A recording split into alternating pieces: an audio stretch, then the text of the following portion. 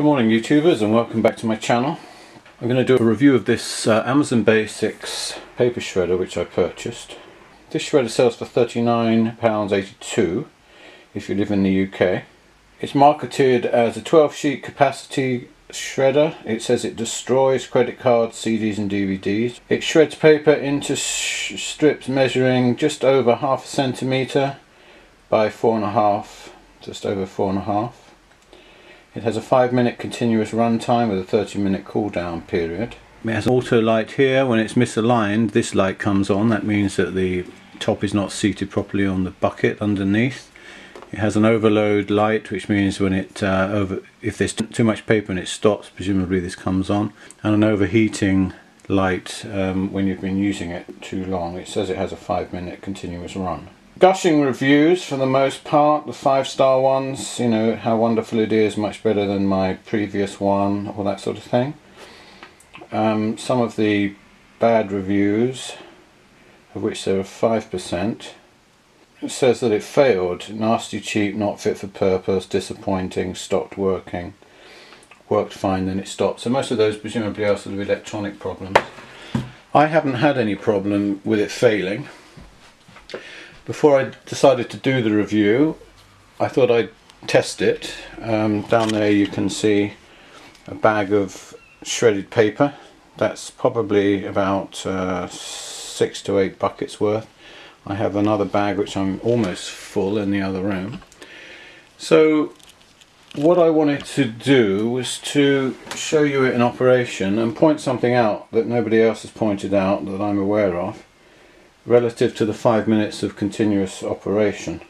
The other thing that's worth noting in this little preamble, for its price you get the 10 to 12 sheet crosscut, which is good. It's a crosscut shredder, which tend to be a bit more expensive, and it has a bin capacity of 18.2 litres, which is more than the other types of shredders that you can see here. I don't know if that's in focus. It's that one there on the left. These are all comparable sizes, but they all have less of a bin capacitance, and I don't think it's anything to do with the height. I think it's more to do with the depth of the bin. This is the slot for the CD, your credit card or your DVD. When it arrives, this thing is closed, and I was thinking maybe I'm supposed to push the paper in the back. It seemed a little odd, but when you push this down like that, you can then feed the paper in underneath, and it sort of curves it down into the cutters. When you do that, it clicks into place and it's disabled, and there's a mark here on the side that says disabled and ready. So the shredder won't turn, and I assume that's for getting out any jams or something, although it's a bit difficult to get down inside there. The cutters are quite far down. The top is quite heavy, so that's a good sign as far as I'm concerned. It means that there's a good motor in there, and it's got some fairly heavy duty cutting blades. Let's move that in so you can have a look. You can see I've been using it. There's a lot of dust produced from using it, but there's a good set of blades there. I don't think it's badly made. I get the impression it's fairly robust. There's the label there. It just says that it's basically made in China. It pulls 1.2 amps of current. This is the 220, 240, 50 to 60 hertz version. This is the bin. This is the window here where you can see it fill up. The bin is quite deep. On the side here it has a piece of plastic, like a thin strip that runs up the side. I thought it might be for reinforcement at first, but what that does is it engages with the cutter head. That piece there slides into a slot which tells the cutter head that there's a bin underneath, and only when that is engaged does the machine function. As I said previously, the head is very heavy, the cutters are very heavy. It's not particularly easy to get off, it's quite a tight fit. There are some gaps on the side of the bucket here where you can slip your fingers to grab the head of the cutter assembly. as with all these types of paper shredders, and by that I mean the ones that don't have the individual drawer that comes out. When you take the top off, there's always stuff falling out of the cutters. It tends to collect around the bottom of the blades.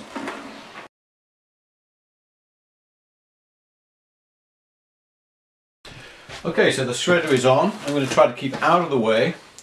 The timer is there. The camera's on. I'm going to start this up. Get one piece ready. 4 minutes 59. So here we go. Resume the countdown.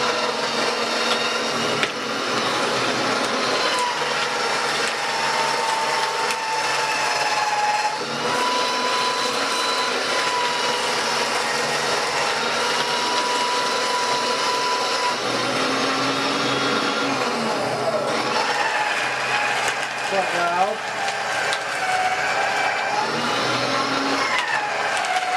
Now I have 150 sheets here, so I'm shredding.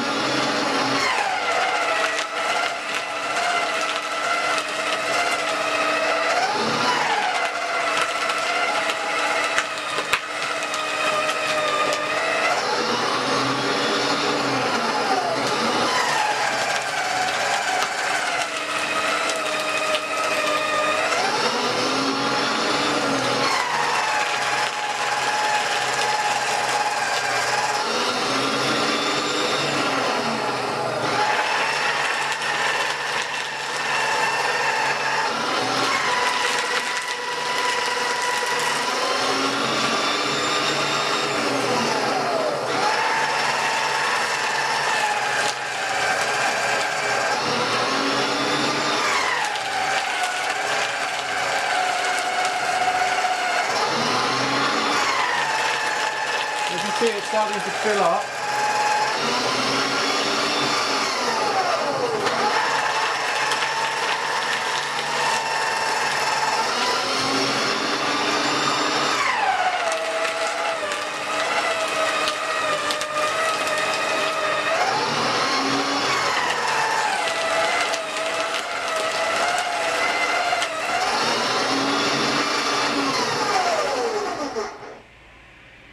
Now I'm just going to pause this a second.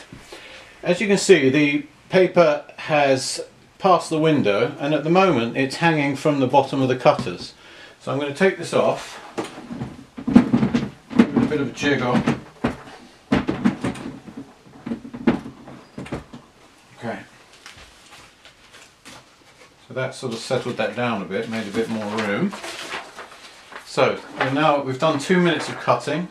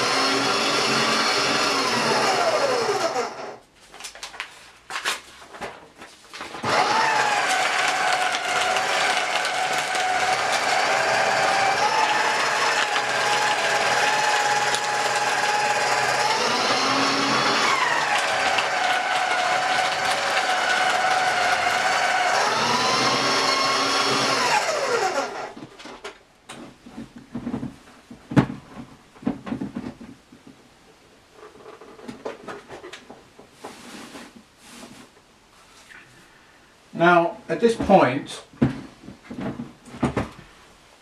the basket is very full. I'm going to do a little bit more, and then I think that's probably when it needs to be emptied. There we go.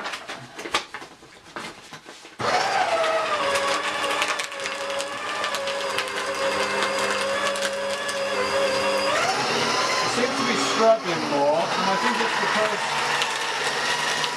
it's trying to compact the paper as well as cut it.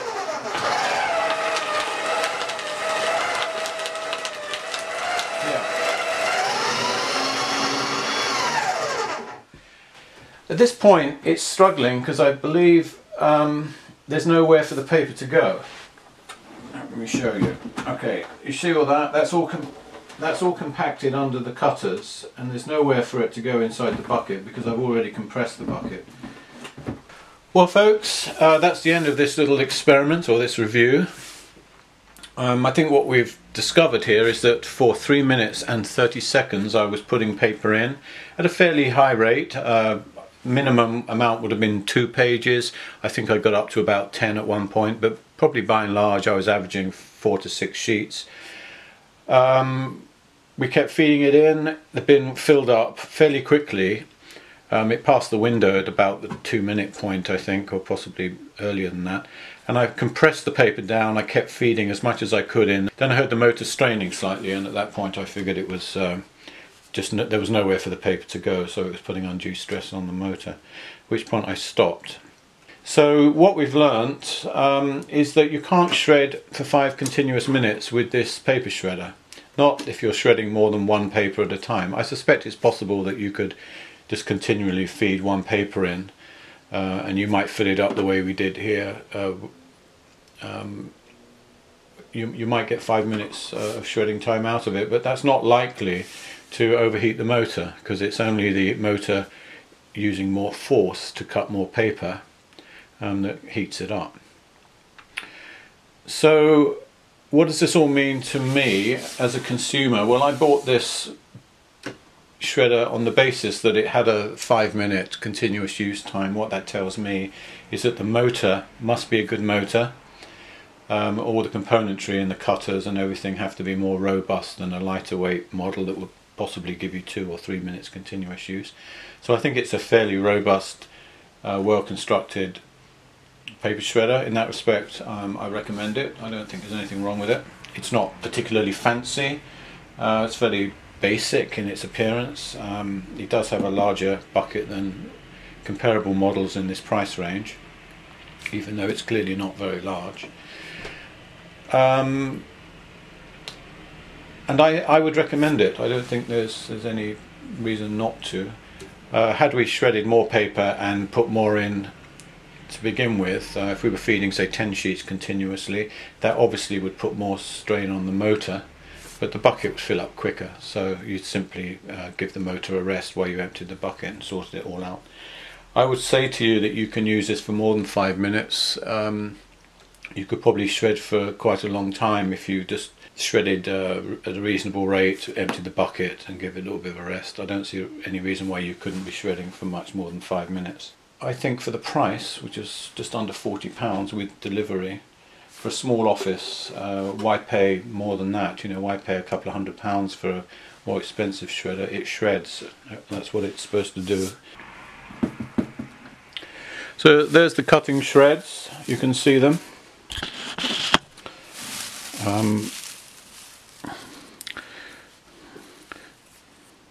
They didn't all cut across. In fact, it would appear that when you put a lot of paper in, it doesn't actually cut all the way across. When you're feeding less sheets, I would say that it cuts them into shorter lengths.